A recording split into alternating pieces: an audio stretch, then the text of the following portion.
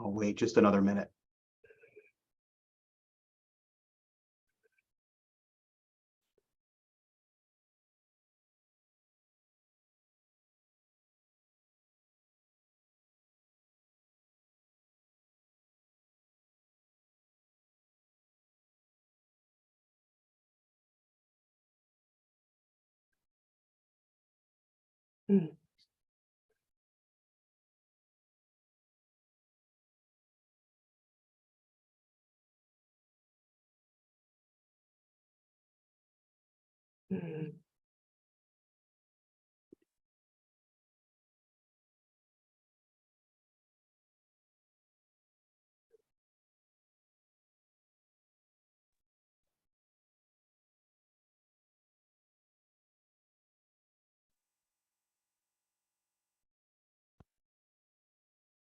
Okay, I'm going to go ahead and start.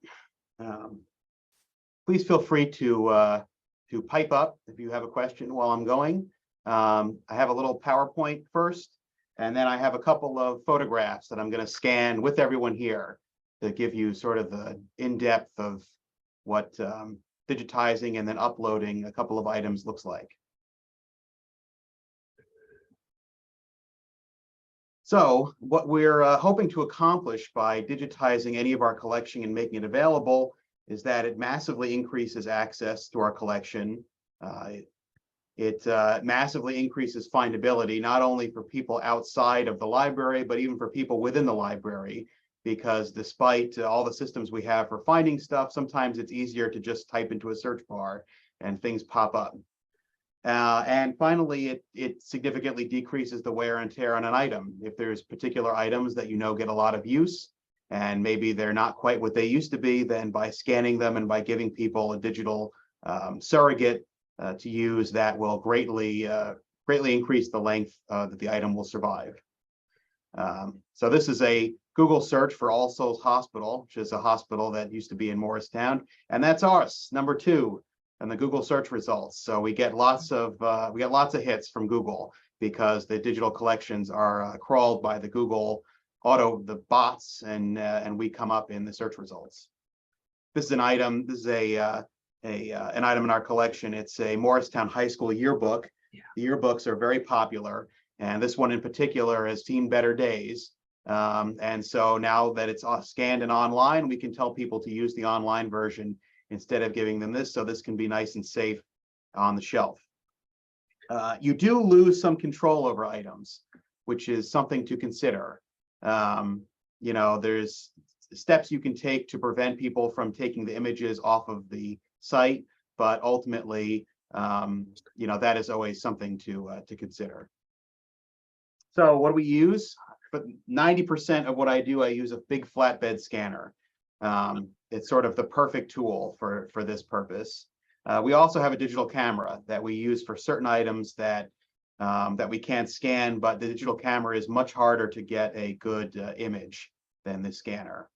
And then we do outsource film and audio conversion.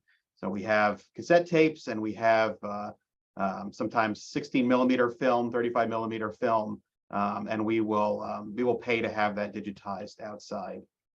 This is our scanner. It's the Epson Expression 10,000 XL. So it's about 11 by 17, the maximum size of the glass pane. And this is our digital camera. Mm-hmm. So how do we choose what to digitize? First thing, if a patron requests something, it's just sort of like collection development. If somebody asks for something by name, it's likely that they're not the only one who wants to look at it.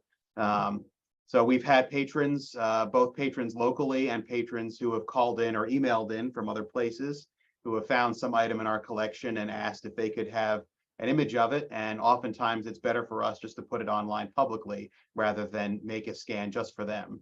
Mm-hmm. We could have an ongoing project. For example, I'll get into an example later, but if let's say you want to highlight a certain part of the collection or a certain collection maybe you just received, then digitizing and making available at least some of that collection online is a great way to boost engagement. You can combine the online version with advertisements for the in-person version so that people when they see something on social media, oh, we just got this collection, we just got this item. Well, some of it you can look at online. Well, that will sort of wet their whistle, maybe. Then they will want to come in to look at the rest of the collection. And sometimes we just come across items that, hey, that seems pretty interesting. I bet most people hadn't seen something like this or would be interested to see this. So we put that online. And sometimes it's something that we want a collection to get more use, and we feel like maybe people don't know that it exists, or it's too hard to stumble upon. So we'll choose some section of an existing collection to digitize to sort of act as a waypoint to find the rest of it. Something you have to consider is the condition of the material. There are things that we would like to digitize that maybe we've decided are maybe too, like I said before, is too fragile to have people handle on a regular basis. And that might be a very good reason to digitize something. And then sometimes there are items that can't really be digitized safely, at least by us.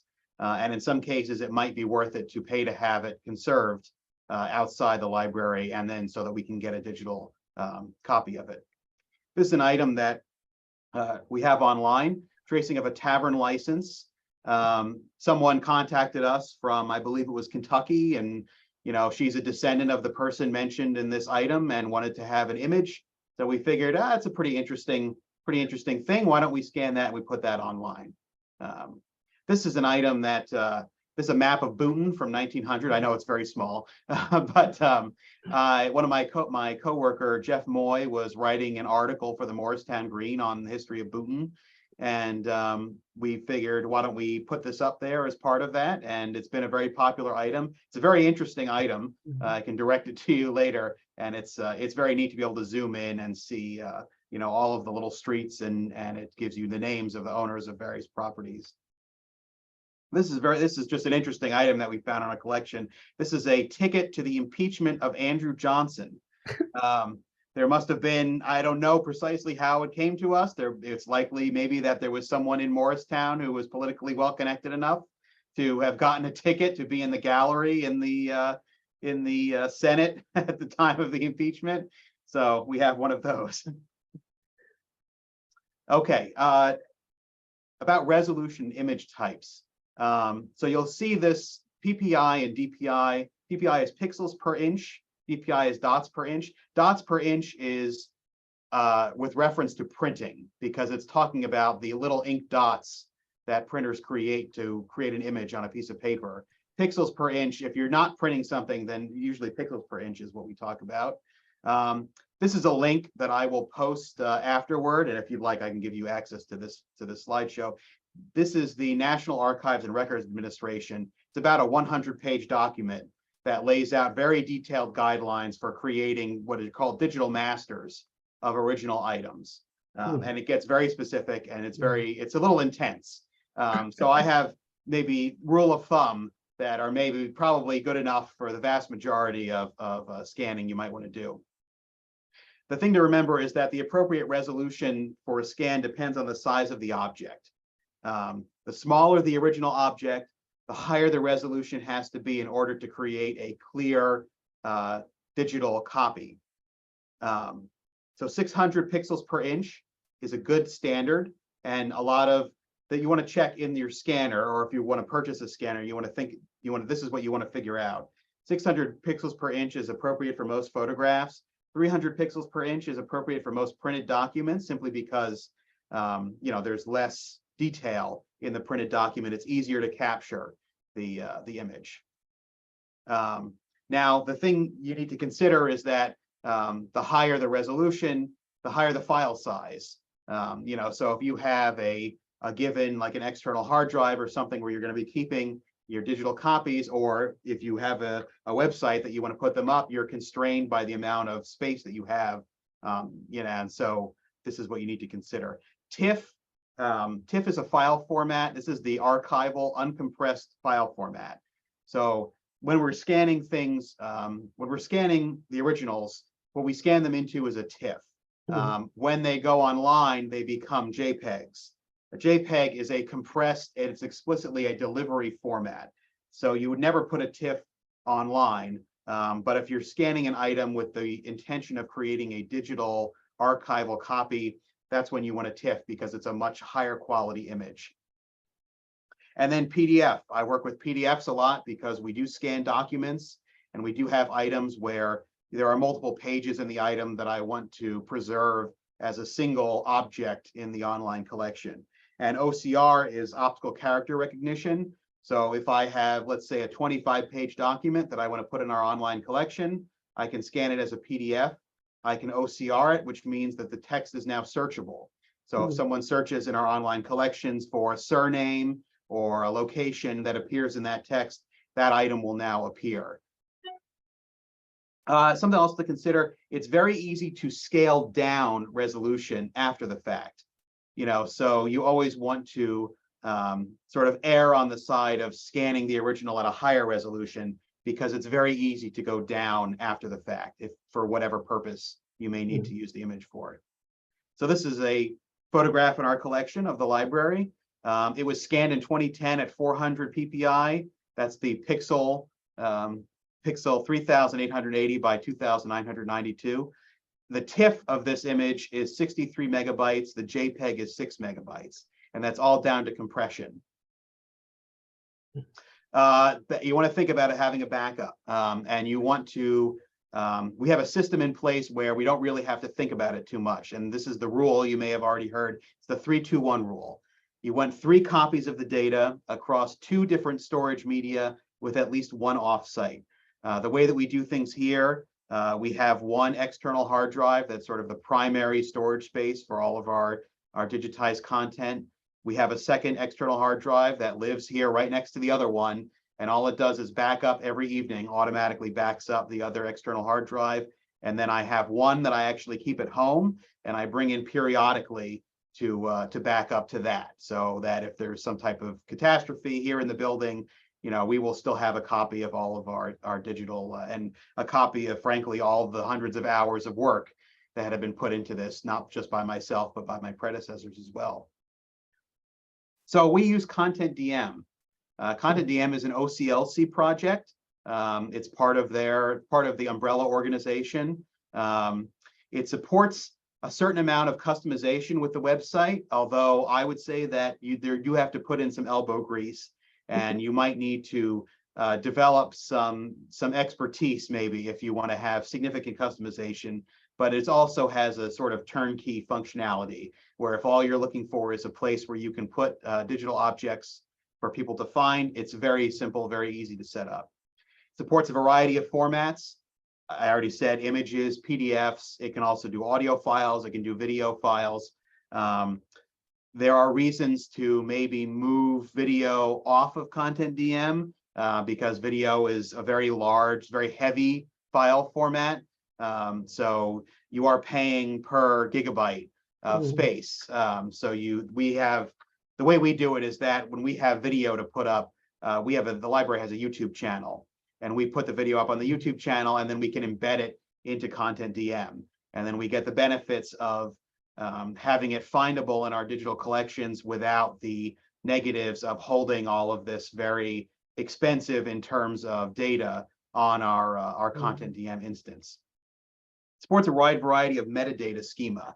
So if you already have, if people have already put work in to digitizing collections and they've already written some metadata along, whether it's Dublin Core or what other type of metadata schema they may have used, or if you're not familiar at all and you're just starting out with this, then it can handle almost anything you will throw at it.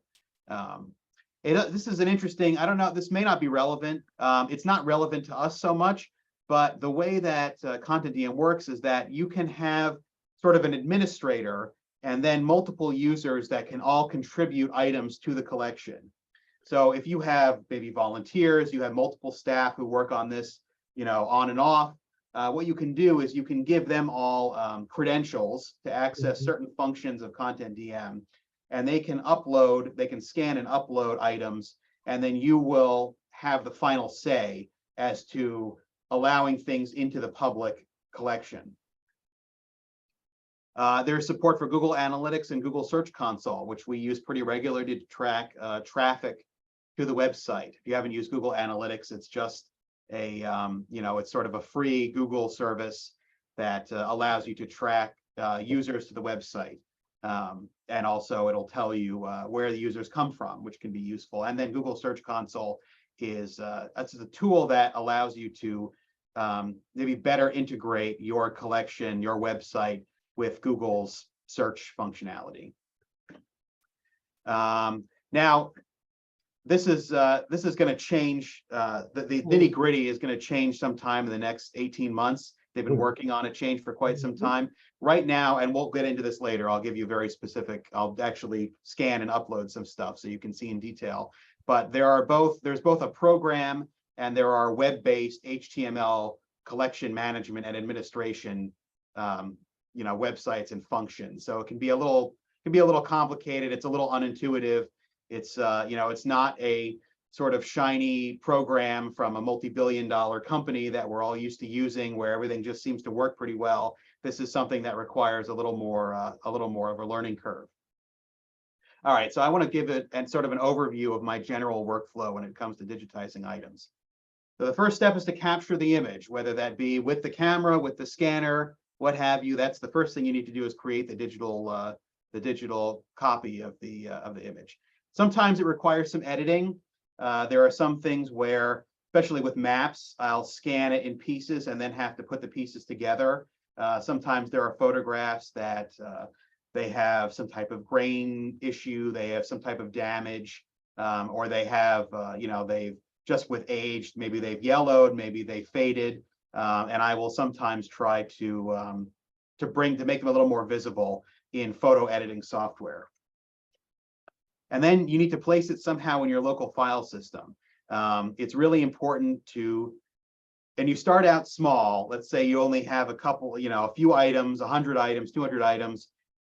It can feel like, well, I'm always going to be able to find everything. Maybe the organization doesn't matter so much. It's just like physical collections. If it's a small collection, oh, maybe the organization doesn't matter that much. I don't need to think about it too much.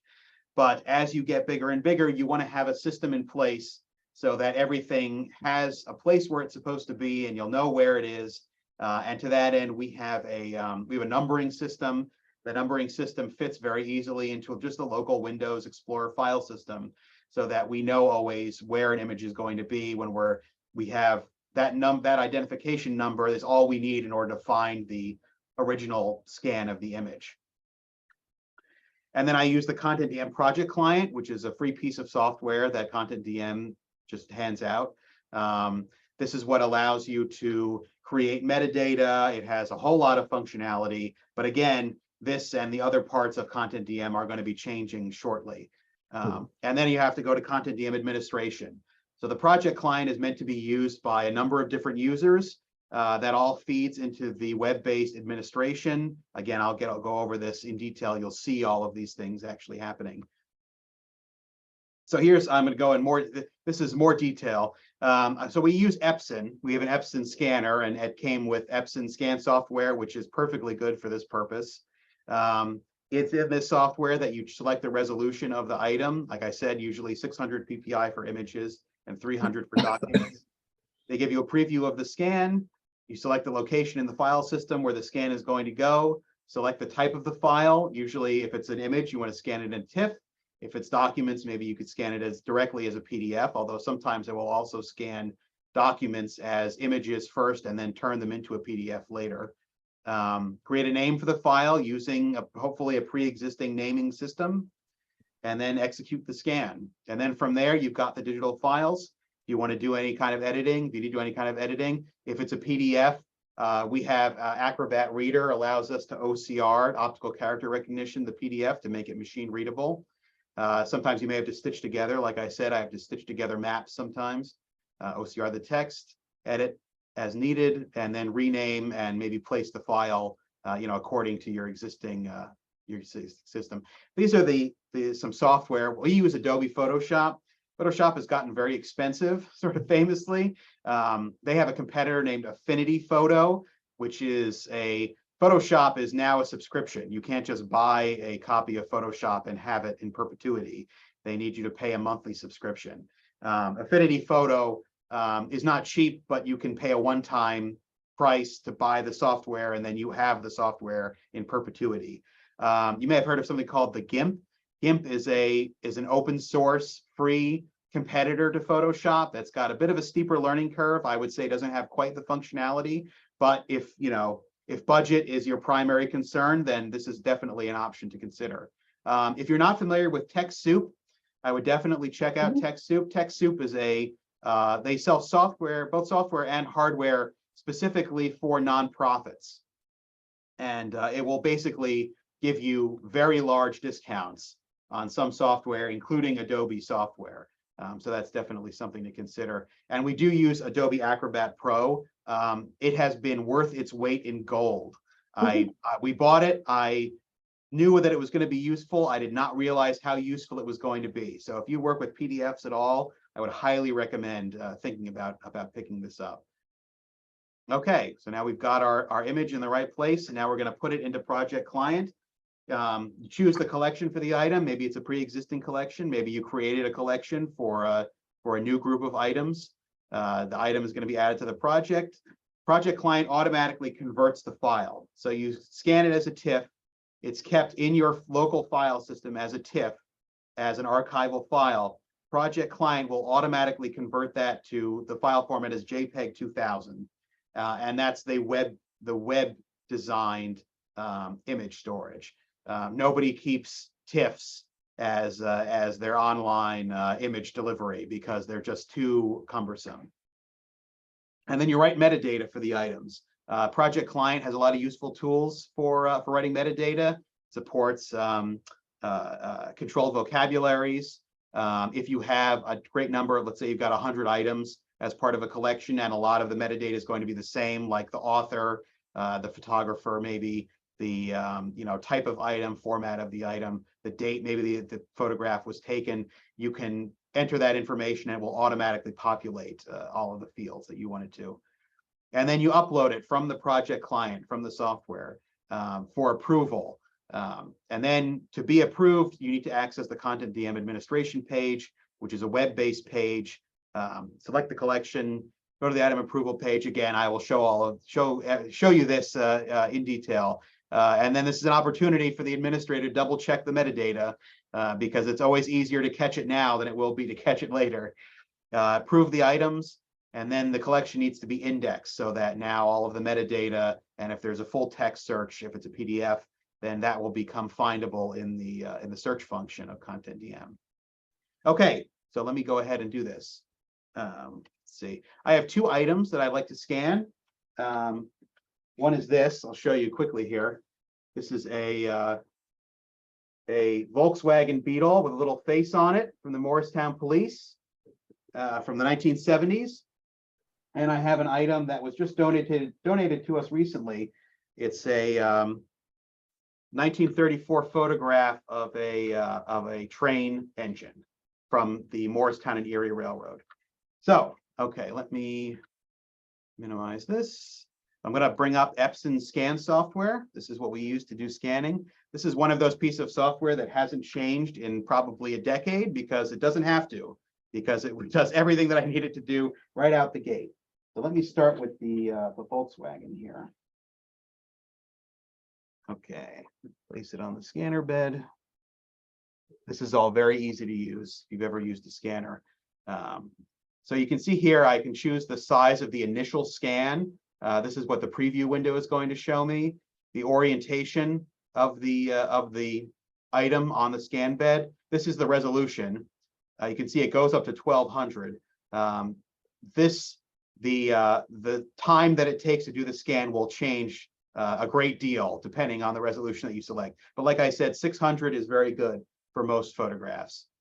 So I don't do any type of editing in the Epson scan software. Let me go ahead and hit the preview. You'll see the preview window.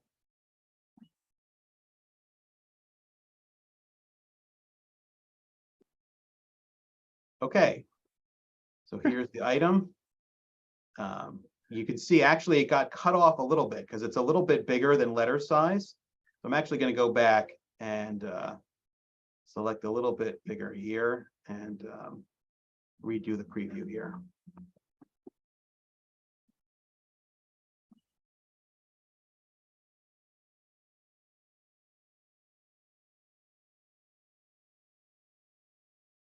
Okay, there we are. Okay, so now this has a function where it can automatically find the image, and that's pretty good. But I'm just gonna bring these in a little bit. Just in a little bit. And now if I hit scan over here, so this is where I need to choose where is the image going to go. And we have a place, I'm just going to put it temporarily. I created a little folder, 4/27/2023 scans, and we'll call this the image. Oh, give it a second. And then, as I said earlier, we have a number system. So this this particular photograph has already been labeled MO6767. And it automatically appends a 3-digit number to the end. So if you have, let's say 20 items in a collection, you want to call them all X collection, and then it will be X001, X002, et cetera. And that's so that you can have a faster workflow. I am going to save it as a TIFF. You can see the various options that you have here. And we'll hit scan. So it's only going to scan the area in that dotted line.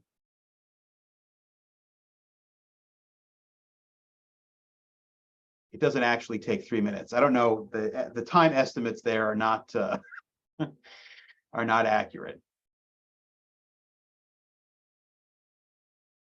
It does take some time. It's not it's not a very fast process. Or if you've used a scanner, maybe you have a scanner for patrons to use where people can scan documents and email them.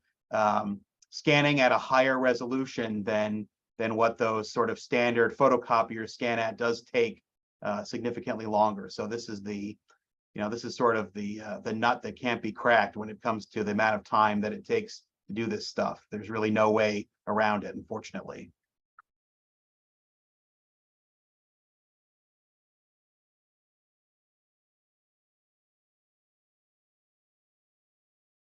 Don't have any questions? Oh, I see. Is there someone in the chat? Old Epson software. Yes, it's pretty much identical.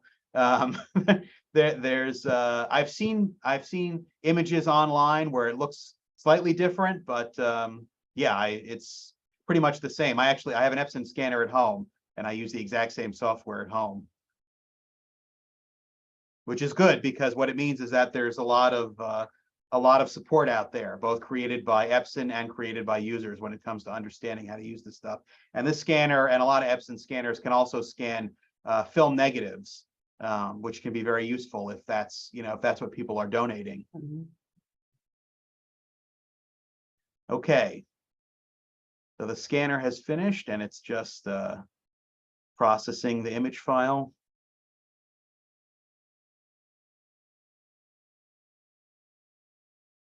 And let me go ahead and I'll open up the folder on the desktop here.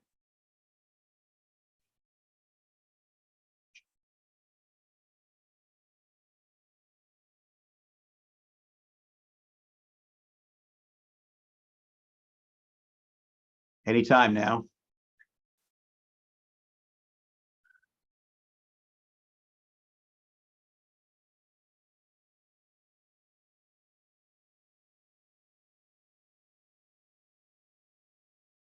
Okay.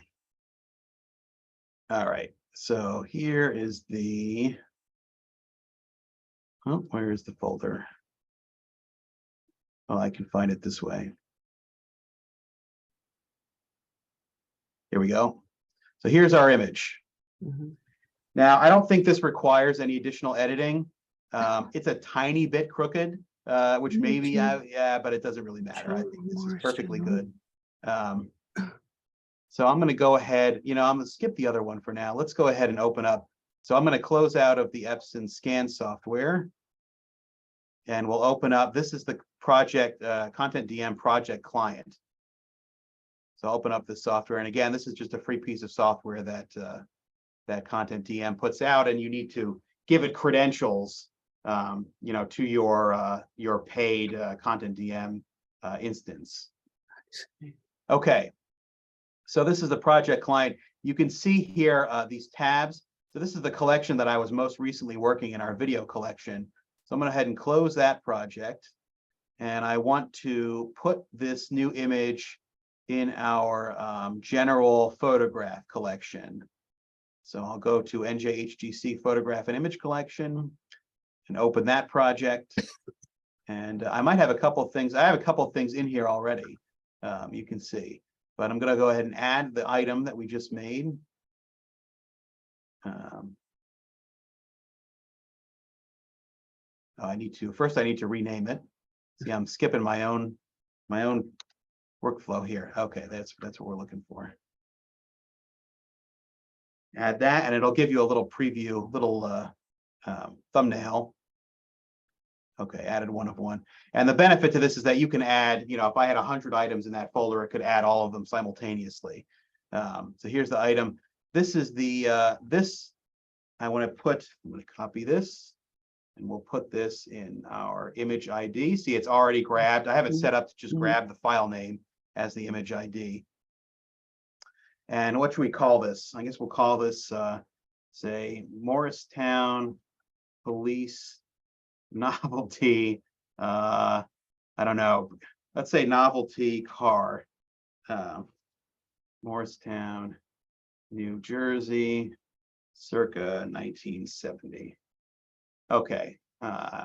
And here, okay, so I can select subjects. We have a, there it is. Okay, well, this is a larger view of the metadata for this item. This is our controlled vocabulary. So let's do cars, police, and maybe we'll do, we'll also throw transportation in there. We have transportation. We don't have transportation. All right, I think Yes, you do.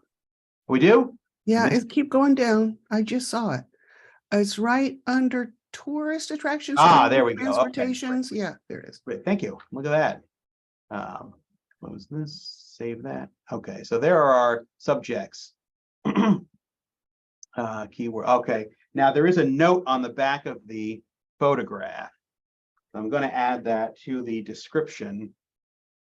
I'll say note on reverse community affairs officer Bucky Steele used this vehicle. Okay. Okay, and you know what? I'll even put the names, geographic location. This is Morristown, Morris County, New Jersey. You know what? I'm even going to add more of a description here, because this is this photograph is taken. I can identify the background, so I'm going to say, let's see here, novelty. Say novelty. Yeah, Volkswagen. B-A-T-L-E or B-E-A-D? I think that's, or is it T-T? No, it's like a creature, beetle, a little beetle crawling along. Okay, Volkswagen Beetle.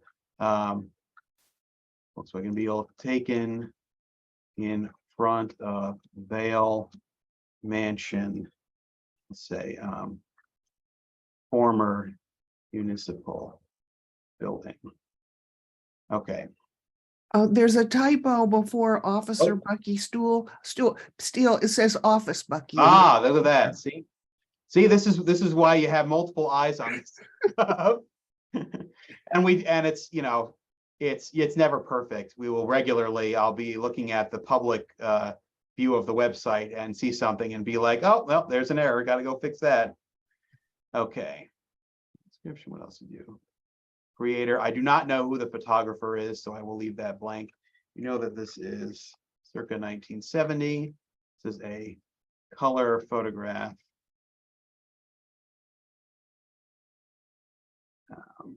This is our rights statement.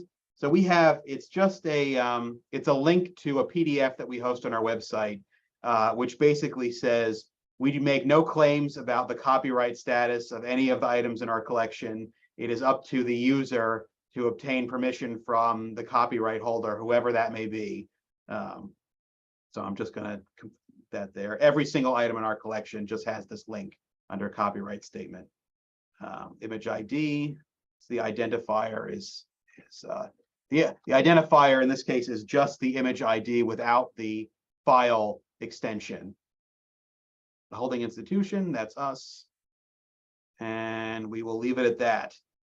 Okay, so I'm going to select just this item to upload. So I've selected this and this little check marks, and then I'm going to say upload for approval.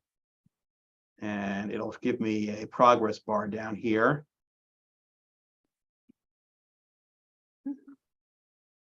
And again, it's the type of thing where if you have 100 items, you can push the button and they will all upload and you can leave and go do something else, you know, and it will all happen automatically. All right, so it's uploaded for approval. So I'm going to close the project client.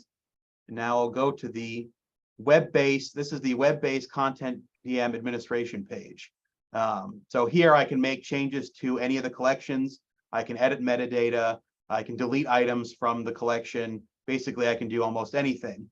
So I'm going to go to the items tab and I need to select the correct collection. This is already selected. So these are all the collections that we have online.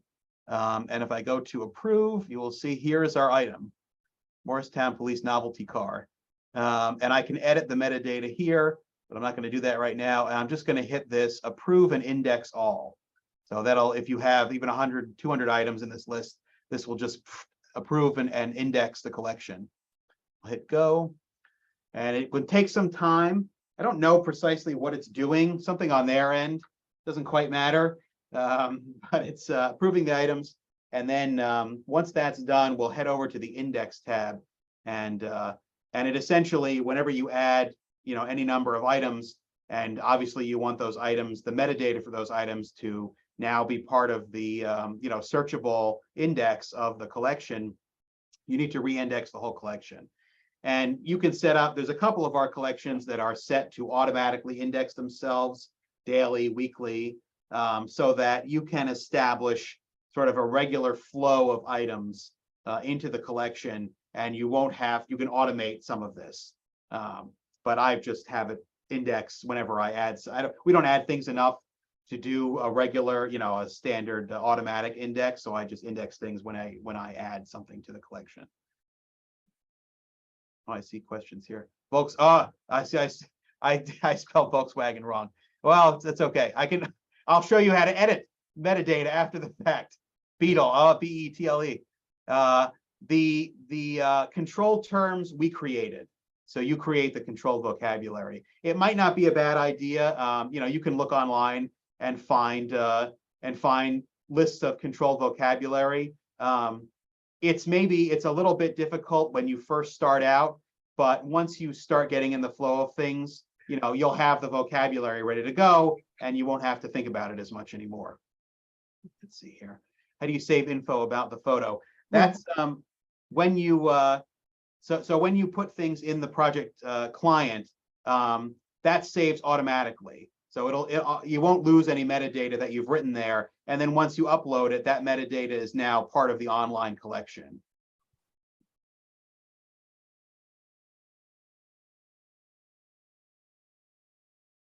Okay. This may take a second because it's a significant collection. So it will take a minute, but let me show you actually while we're here. Why don't I just go to the collection? We can look at a different collection. So this is the landing page for our digital collections. It's just a list of all of the collections that we have. So most of these are photographs is primarily what we upload. We do have some oral histories. Now these oral histories, I changed something recently. So we had them on, most of these were on cassette tape. We paid to have that digitized off-site. So what we got back were hard drives with the digital files.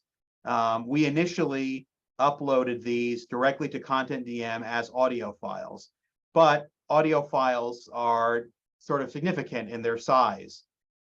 So what I wound up doing is I took the audio files and I used them to create videos, which in most cases was just the audio file laid on top of a photograph of the oral history interviewee. And I uploaded those videos to YouTube. So now they're on our YouTube channel, and I just embedded the YouTube video into our collection. So from the perspective of the user, it's basically the same thing. It's just that for us, we just saved a ton of space on Content DM because Google is happy enough to host our data for free. And you do have the added benefit of now you're findable, you're discoverable on YouTube as well. Though again, you are losing every time you make something more accessible, it's a trade-off that you are losing a little bit of control over it. Because there are ways for people to download audio, download video from YouTube that are not officially supported by YouTube, but it's much easier. Certainly, it's much easier for people to take the audio than if it just exists as a cassette tape, in a closet in your building. Let's see if this is still going. Let's see what else. I'm pretty proud of our map collection. I did a lot of work on this in the last couple of years. And it's a little tricky because these are the ones that, they're very large items, which typically means that they can be scanned at a lower resolution. However, with maps, they're large items, but they have a lot of fine details, which means they need to be looked at up close, even though they're very large items. So they need to be scanned at a very high resolution. And for the most part, I was able to scan the items. Let me find that map of Boonton. So let me search Boonton here. Here it is. This is the map that I saw earlier. Okay. Oh, Michael, look at that. See, we're finding new problems. I'll have to look into that. Here's our map of Boonton. So this, it shows them first sort of a preview, and then users can click to, and then you can zoom in. Look at that. So each of this map came in 4 different panels. Each panel I had to scan maybe in 4 sections and then put them together and then put the whole thing together. So this is a very popular item. People love looking at this one. And you can even see down here, this is an interesting proposed reservoir of the Jersey City water supply. Well, it's not proposed anymore. They did it. So there's a lot of this map is definitely, it's showing non-existent land anymore. Okay, take a look at this. Okay, so we got the index. Let me go ahead and find that item, and then we'll edit the metadata. So I'll go to the photograph collection, and then let me just, I'll just do police. Let's see what comes up. Okay, so here we are. So here's the photograph we just scanned. They can look at it up close. You can see this is a cenotaph in the back if you've ever been to this area of Morristown. And there you go. I spelled it wrong. So here we go. Let me go back over here. I'm going to go to edit. You need to find the item. So I'll just do police. This is the same search that I just did. And I'm going to see, in order to get to the edit button, I need to move the zoom. Okay, there we go. Metadata. Okay. So let me go ahead and I will trust your spelling. Chris, novelty is spelled wrong too before you. Oh my good. Oh, look at that. See, don't try to stream and write metadata. Okay. Oh, you might want to add on the search JCs, because if you look on the Oh, that's right. JCs, I was even looking at this yesterday, and I plan to include that. Thank you. Okay. So I will go ahead and add note on reverse, and I will say printed on car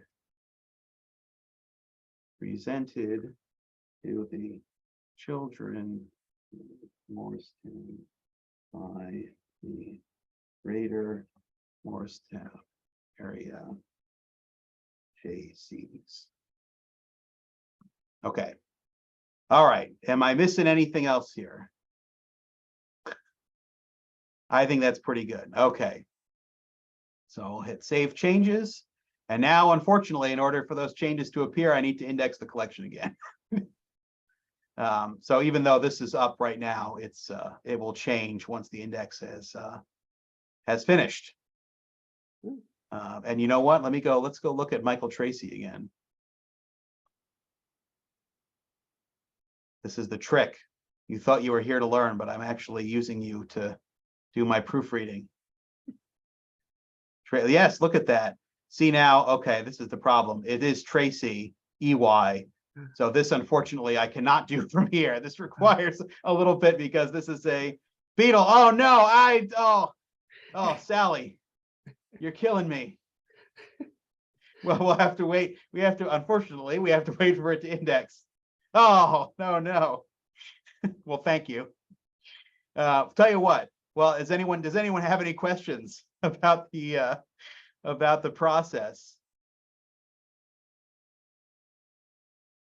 Does anyone have a digital collections already?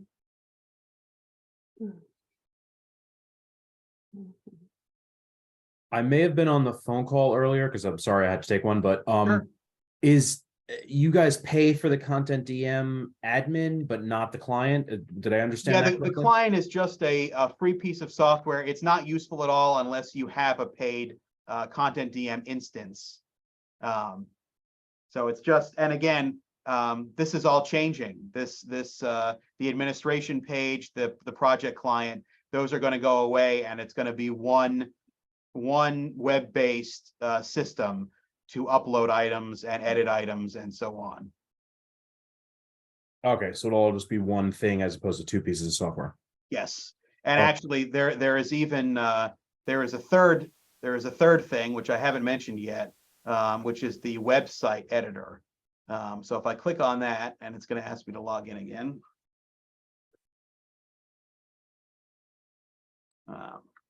So this is basically like the UI for the person. Yes, it gives you Okay. some control over the UI. You can set both collection and global settings. So something that I will often change in here is, let's say it's because we have that collection of Morristown High School yearbooks.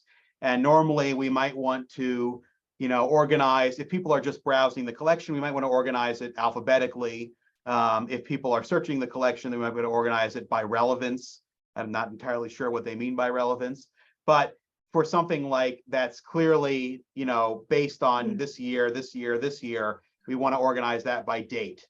So that's something I would change here as in the website configuration tool. This is also, they have something called the Content DM Cookbook, Customization Cookbook, which is sort of commonly asked for changes that people can implement on their own. So for example, the embedding the YouTube videos, that requires a little bit of customization from the user to enable that. And there's a number of other things as well. I can give you an example. Let's see here. So because we've recently started doing a lot of text. So let me go to the collection highlights. Collection highlights is kind of our miscellaneous catch-all collection for things that don't quite fit anywhere else. But let's see, I'll pick something. Oh, here we go. Genealogical survey of important families of Jefferson Township, New Jersey. So you can see here, it's a PDF of multiple pages. And reading multiple pages here can be a little bit cumbersome, but they do have you options. So this is called the Mirador viewer. It's like an open source image viewer. And so I implemented this through the customization cookbook, and it gives people a different way of interacting with the material. That can be much easier, I think, than the standard Content DM book reading experience. So it's sort of similar to WordPress, where there's like plugins, like third-party plugins that Exactly. you can add. Although they're not third party, they're all made by Content DM. Okay. Now there are places.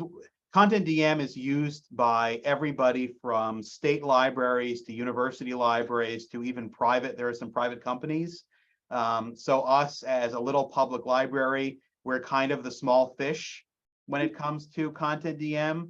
I have no complaints about, I have names of people at Content DM that I can contact. They have a ticketing system that's very responsive. I have no complaints about any of that. But when they're thinking about new features, we're not at the top of their list, although we benefit from, some of the same things that the larger institutions are looking for. Okay, so now that our indexing is done, I can go and fix the spelling of beetle. All right.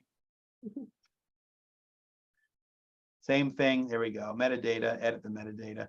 Now, obviously, it's better to do this. Okay, BET. There we go. All right. Speak now, forever hold your peace. All right, and we'll do this one more time. So let me see in the chat. I see people have talked about their.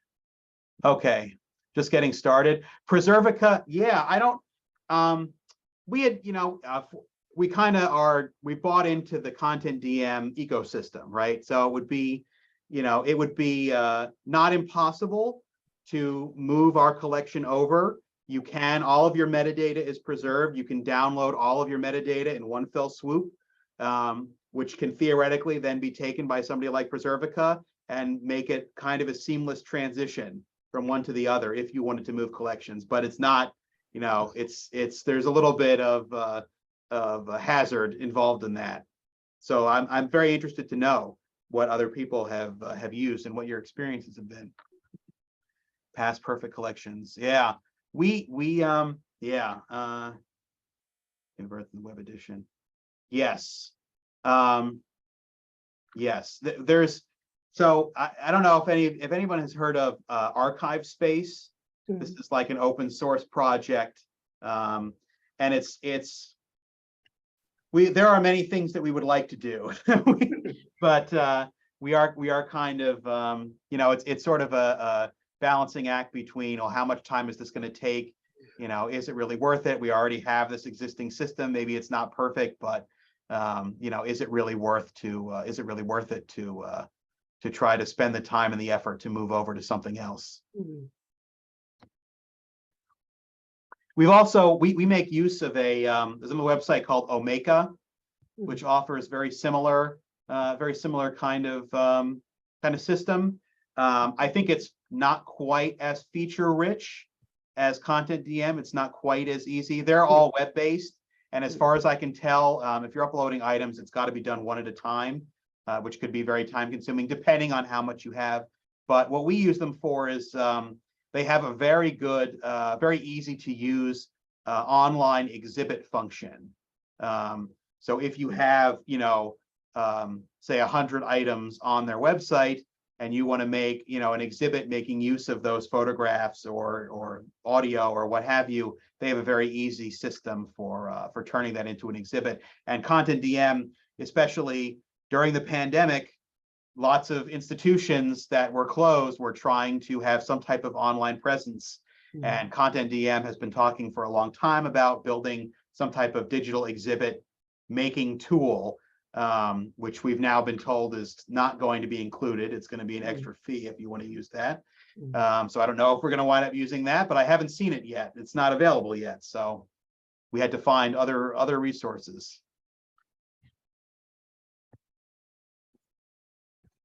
Anyone have any further questions? And feel free, if you ever, to email me. It's just chris.larley@mmt.mainlib.org if you ever have questions. Chris, I have a question about using a camera. I know I'd reached out to you in chat about a document that we have here. I can't scan this thing. It would shred. So I think the only option is to turn the pages gently and take a photo. Yeah. But I mean, I feel like handheld digital cameras have kind of gone away. Yeah. Yes, I understand what you mean. One benefit of even the camera that we have is that so at most digital cameras, there'll be a setting that's auto that just automatically creates like a JPEG of the image when you take it. But you can also, almost certainly, you can get it to create a raw, it's called like Camera Raw, I think is the Canon version. They have different versions as well. A sort of raw, high quality image file. But if this is, this is a document that you're taking pictures of. So Pamphlet, yeah. now the scanner, you're talking about a flatbed scanner, not Yeah, not a feeder. correct. The Okay. issue is the pamphlet is held together by like string binding. Ah, I see what you mean. So Right. it would get crushed no matter what. I think the only option would be to photograph it. Yes. And even that, I mean, even turning the pages will probably, Right. crease something. Yeah, I mean, in what we would probably do in that situation is that either we would simply not digitize it, or we would maybe pay it. We would pay someone to conserve it. Meaning, what they would do is, and we worked with someone named Jeff Rigby, who was just a contractor conservator who unfortunately has retired and left us a little bit in the lurch. But what he would do is unbind it. And then he would press the pages, he would encapsulate the pages individually and then rebind the Mylar pages together so that the pages would essentially be held together by the tension and would be just a lot more protected. And then we would be able to scan it much more easily. Yeah, in that case, I think honestly, the best way to do it would be to cut the binding, scan each page individually, and then probably just store it not bound together, just as individual pages in some type of folder or envelope. Okay. And when using a camera, is there like a stand? So I've never used a camera to digitize a bound document. What we use it for is, let's say we have like a piece of artwork, something that is framed that we cannot, there's no possible way to scan it. And we take a photograph of it that way. The problem with using a camera to take documents is that if you can't get the document to be flat on a surface, then there will always be that curve in the document. Right. Now, there are setups there. Obviously, there are sort of one solution scanners where it's just a camera on a crane pointing down at a surface. Those usually come with software that's designed to take a curved surface like that and make it flat. I don't know of any easy way. You can find, I've looked online, I spent hours researching this because there are items that are bound together that we cannot scan that we would like to have digitized. And it's a lot of making a kind of gantry for the camera to point directly down and always in the exact same place. You can get the ones that I've seen is that they want you to get it's essentially a type of microphone stand, which has you take the digital camera and you attach it to the stand so that it can be pointed directly down at a constant angle. And then you have to create lighting around the item. It has to be very well lit so that it can have even lighting across the whole surface of the item. And then you can carefully line up each page, take the photograph, and so on. It's as I understand it, it can be a very difficult and painstaking process. If this is something where you're just looking to create some type of digital version where people can get the information that's in the pamphlet, then maybe you just want to do like a sort of a less robust, sort of a quick and dirty type. Just to read it, yeah. Exactly, just so you can disseminate the information. Yeah. Maybe that's the answer. Because the document itself, I mean, we're probably going to permanently loan it to the Canal Society. Okay. Because we're a library, we're not an archive. I can't ensure people looking at this thing, because it'll get destroyed. Right. So we'll probably do some kind of permanent loan situation, trying to still figure that out. Right. But I would still like the content of what's in that pamphlet to remain here. So I want to digitize it right before sending it out, Right. I mean, I don't know, if this, the way I think the way you described in the email was that this is sort of a one-of-a-kind item, right? I think it's 1 out of 2 that they know. Okay. The Library of Congress has one apparently, but Oh, interesting. Yeah. I wonder if, you know, if the Canal Society would be willing to look into having it professionally conserved. Yeah, I spoke to them about them. I think their overall thing is that they're looking at a greater project of digitization. So Okay, to sort of slide this in, it kind of disrupts like their objectives for the year or whatever. So right. I yeah, understand. yeah. Yeah. Unfortunately, I don't have a better answer for you. The answer for us would just be that we wouldn't digitize it, or Mhm. that we would unbind it to create, you know, And just one last question. If I was gonna just do like a quick and dirty, sure. like photograph it, I mean, I don't even know what exists now, like a 10-pixel camera. I mean, what is it, 20? Like, You know, if it's the type of thing where you're not looking, you know, we're not looking to spend significant money on this at all, in that case, I would just use your smartphone. And that's a if you, higher pixel than what the click and it'll shoot. be perfectly good, you know, for this purpose, I think. If you, you know, maybe you could get like if someone has at home, or maybe the library has like some type of clamp stand that can hold the camera in place, just so Mhm. you've got a constant distance between the item and the camera phone. The other thing you want to do is that you want to make sure that the pictures that the phone are taking are being stored in a more usable format. Like if you're using an iPhone, which has a very good camera, the format that it's by default stores in is called HEIC, Right. which is a good quality format, but it's very proprietary, Mhm. and can be very hard to use in any type of image editing software. But you Right. can, in the settings of the phone, you can tell it to save, you know, in a different format that's more usable. So you know, you could definitely do that. And then at the Okay. very least, you know, you'd have the data in the you know, Right. that's in the pamphlet.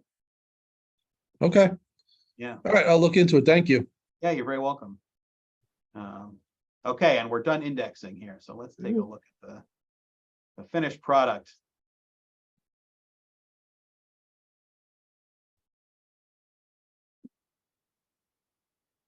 Hey, look at that.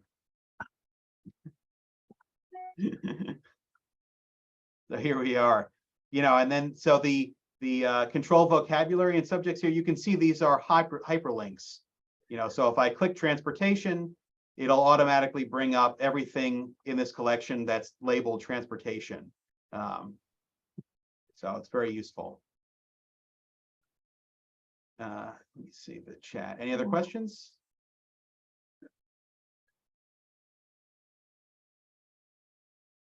Okay. Well, thank you for coming.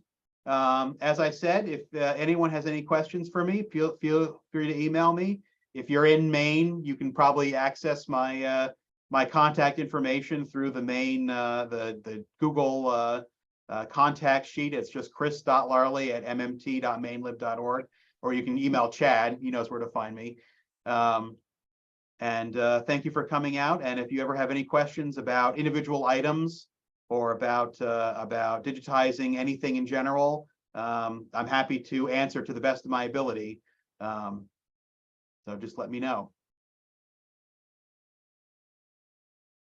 And this is being recorded.